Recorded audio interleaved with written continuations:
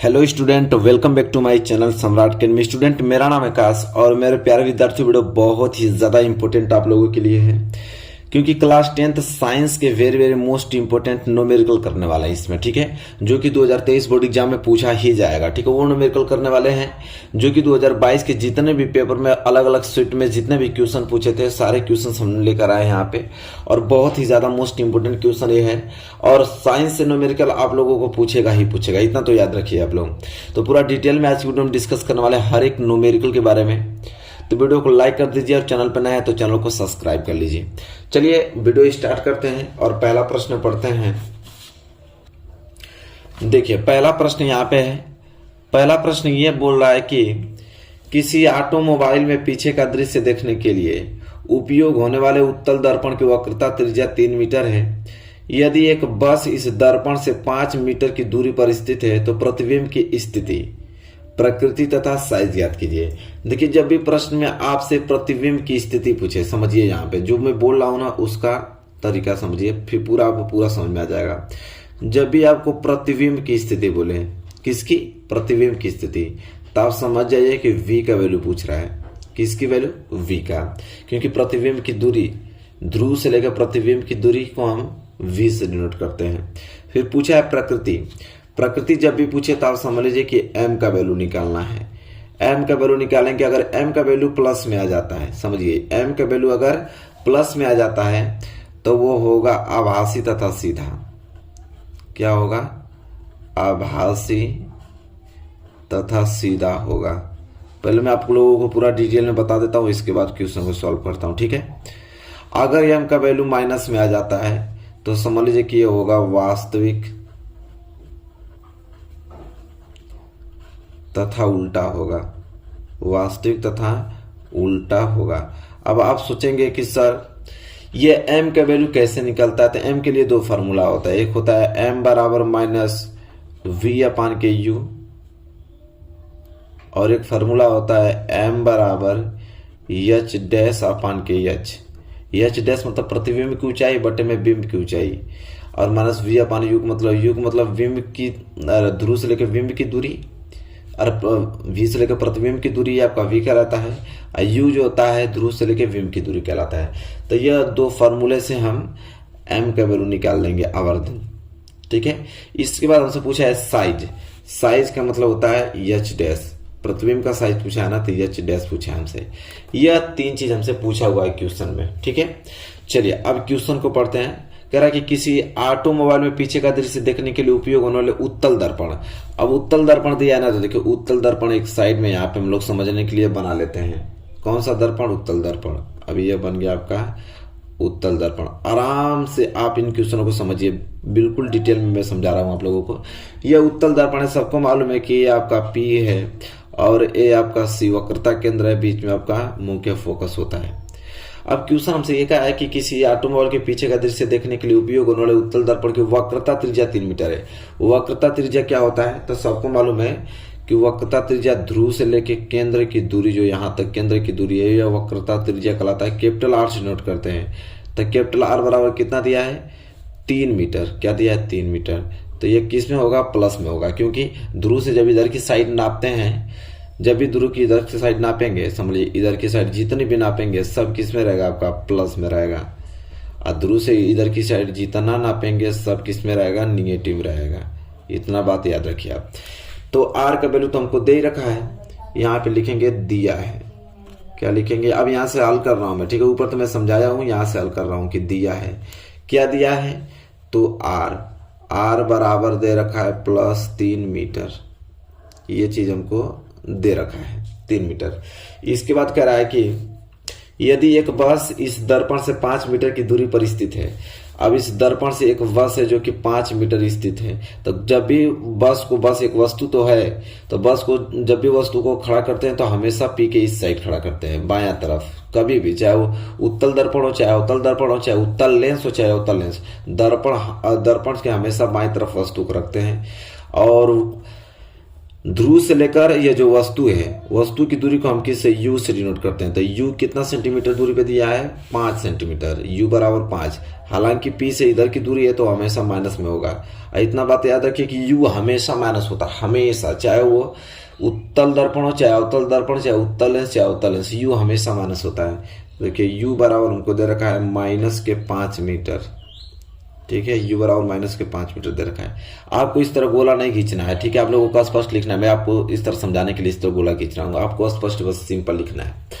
चलिए यू बराबर -5 मीटर दे दिया। अब हमसे पूछा क्या है, यदि एक बस इस दर्पण से 5 मीटर की दूरी पर स्थित है तो प्रतिबिंब की स्थिति मतलब v का वैल्यू, प्रकृति मतलब m का वैल्यू और साइज मतलब h डैश का वैल्यू ज्ञात करना है।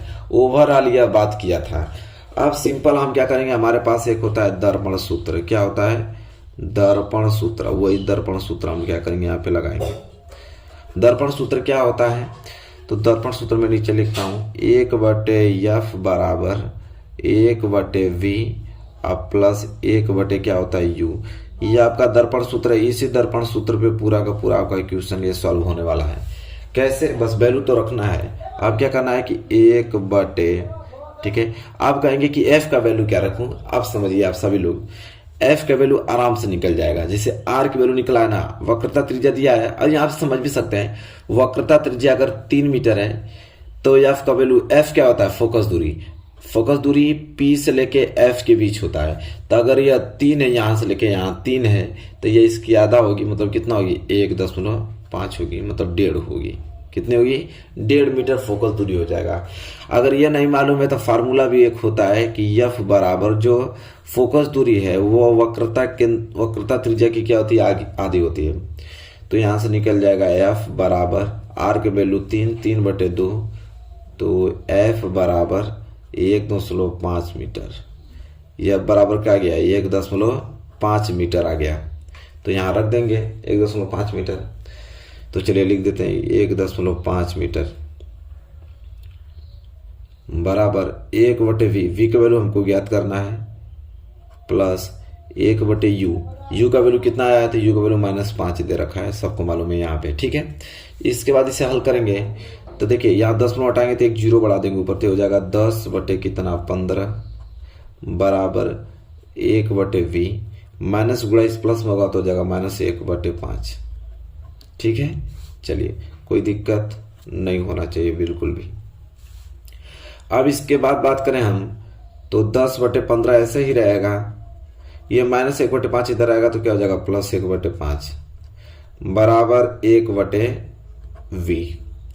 इसके बाद हम क्या करेंगे, एलसीएम ले लेंगे। जब एलसीएम लेंगे तो एलसीएम कितना आ जाएगा आपका, 30। एलसीएम कितना आएगा, 30, अरे 30 कह रहा हूँ, 15 भी आ सकता है ना। 5 और 15 का एलसीएम कितना होता है, 15। यहाँ पे इसको कैंसिल कीजिए, क्या लिखिए, 15 लिख लीजिए, क्योंकि 5 से 15 कट जा रहा है ना, तो एलसीएम कितना आएगा, बड़ा वाला 15 आएगा, कोई दिक्कत नहीं। तब 15 कम 15, 1 को गुणा 10 में करेंगे तो 10, अब प्लस यहाँ पे क्या हो जाएगा, 5 तिहाई 15, 3 को गुणा 1 में करेंगे तो 3 बराबर 1/v।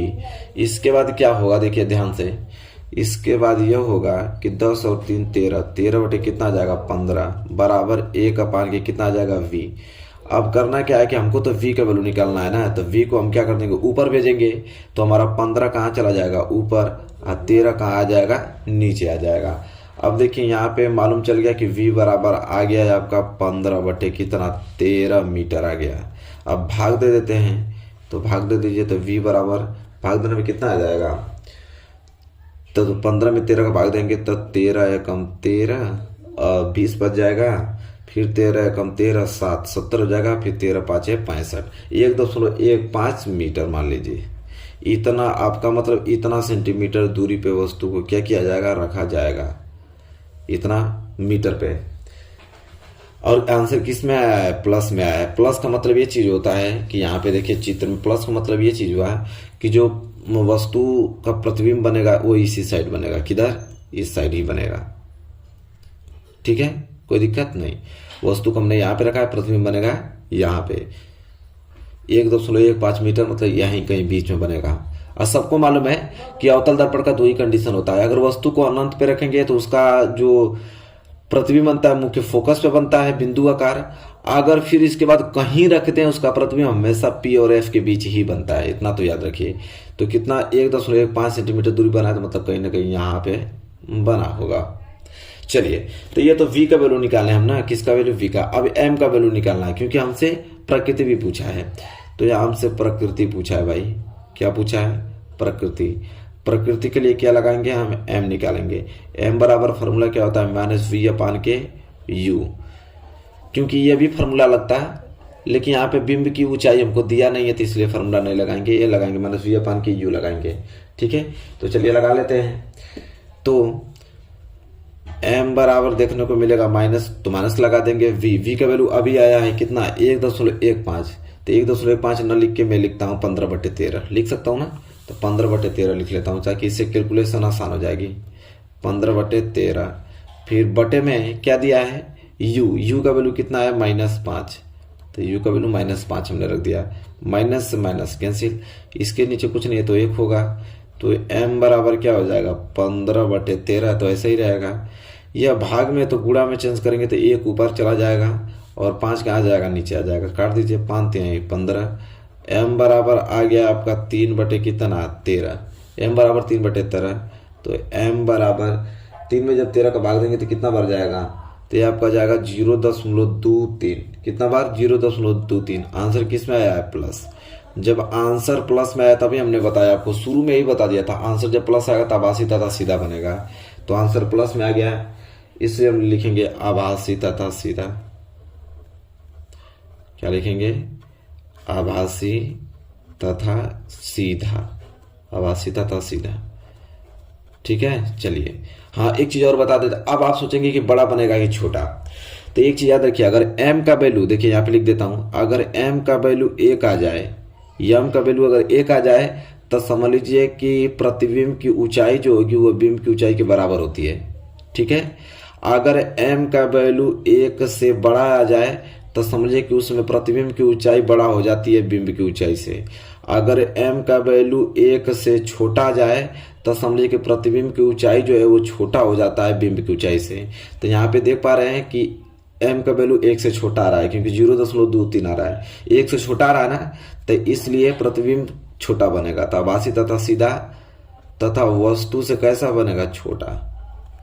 तथा वस्तु से छोटा बनेगा, वस्तु से छोटा। अब हमको साइज पूछा था, तो साइज के लिए फार्मूला लगाएंगे ये वाला, M बराबर H/H। हमको निकालना क्या है? H'। तो H' बराबर क्या हो जाएगा? गुणा कर देंगे तो M गुणे क्या हो जाएगा? H हो जाएगा। तो H' बराबर M का वैल्यू कितना आया? 0.23 और गुणे H मतलब बिंब की ऊंचाई। अब बिंब की ऊंचाई तुमको मालूम नहीं है, बिंब की ऊंचाई मालूम रहता तो हम एग्जैक्ट बता पाते आपको कि जो प्रतिबिंब की ऊंचाई कितनी होगी, लेकिन बिंब की ऊंचाई मालूम नहीं है, तो हम लोग इस तरफ इसको व्याख्या करेंगे कि जो प्रतिबिंब की ऊंचाई होगी ना, वो बिंब की ऊंचाई का 0.23 गुना है। कितना है? 2-3 गुना है, 0.23 गुना है।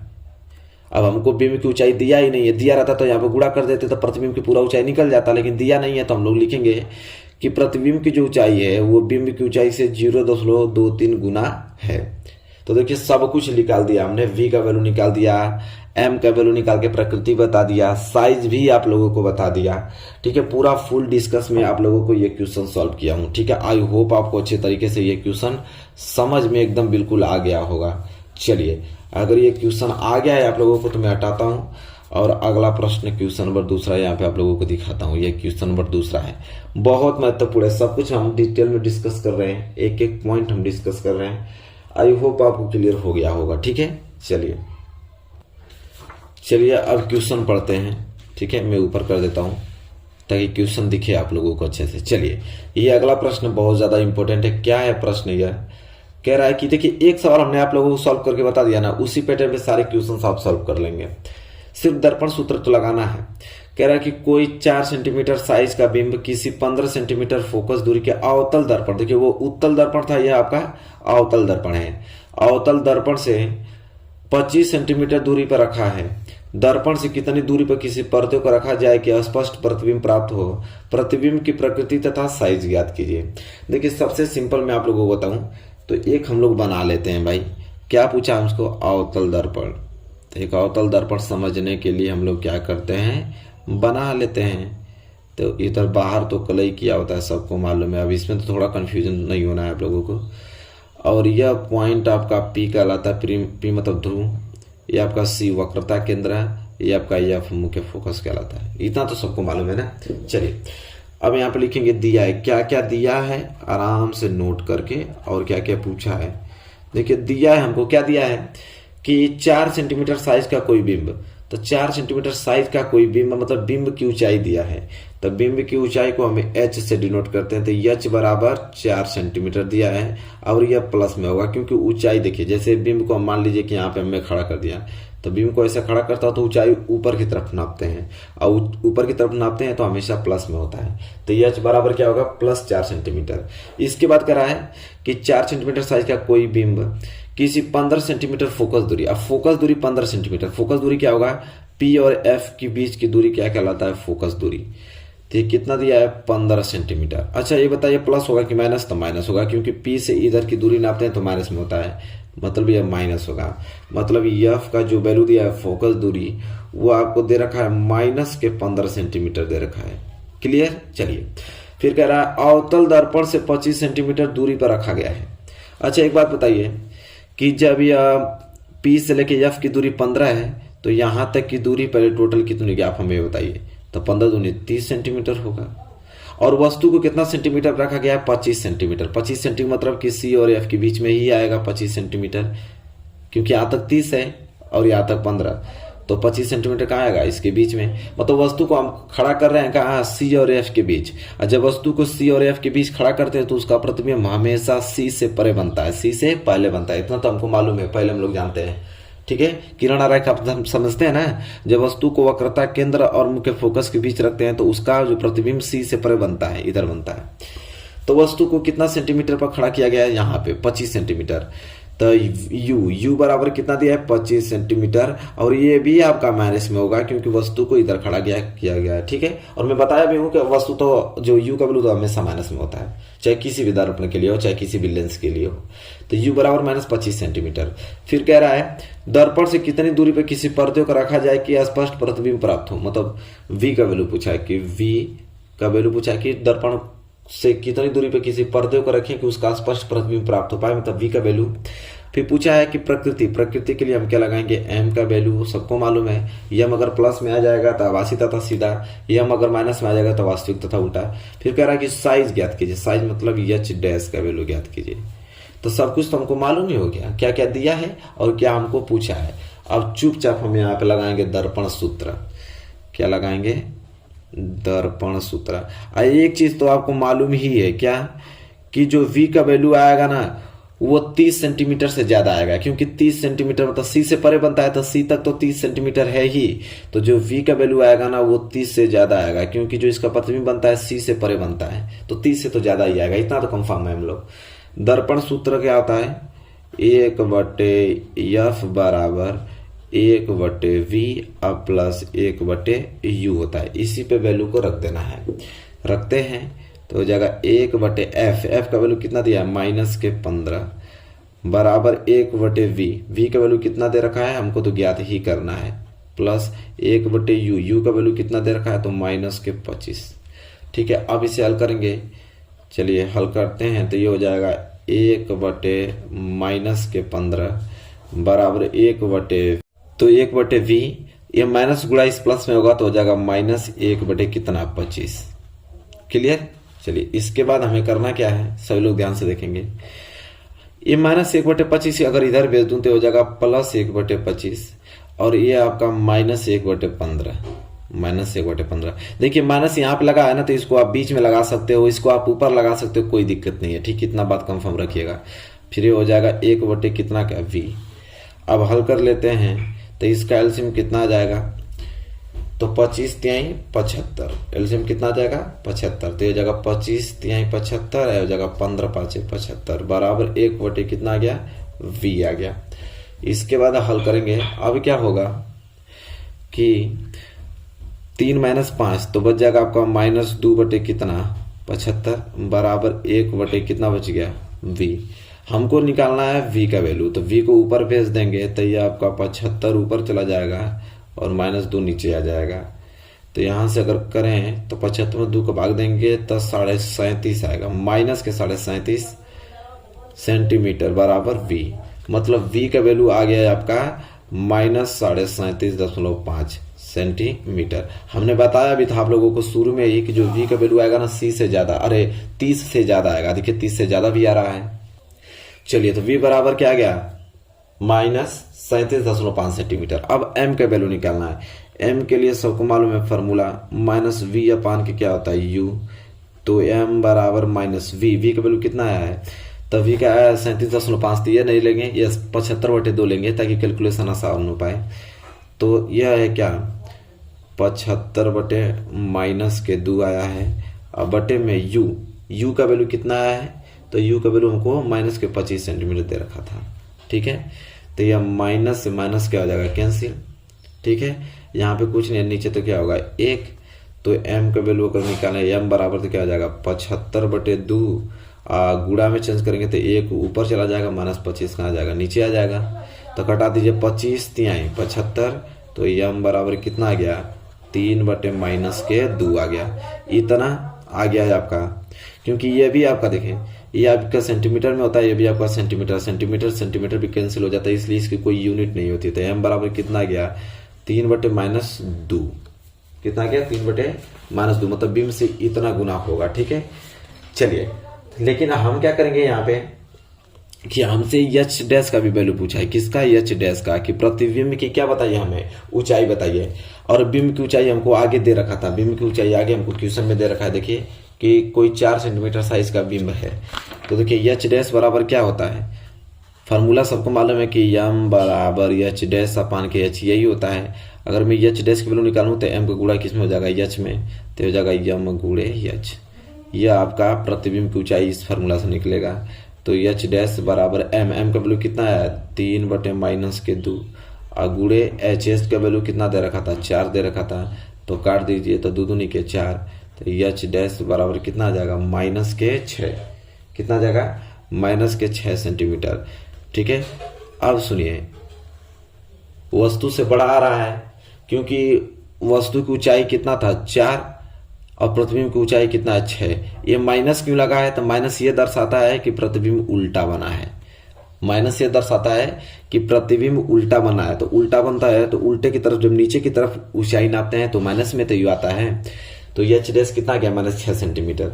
आई होप आपको क्लियर हो गया होगा। बहुत डिटेल में हमने एक एक पॉइंट डिस्कस किया है न्यूमेरिकल में। ठीक है, ये दोनों प्रश्न बहुत ज्यादा इंपॉर्टेंट है। दोनों प्रश्न अगर आपने अच्छे तरीके से सीख लिया तो इसके आधारित पे जितने भी प्रश्न आएंगे सब आप आसानी से कर पाओगे।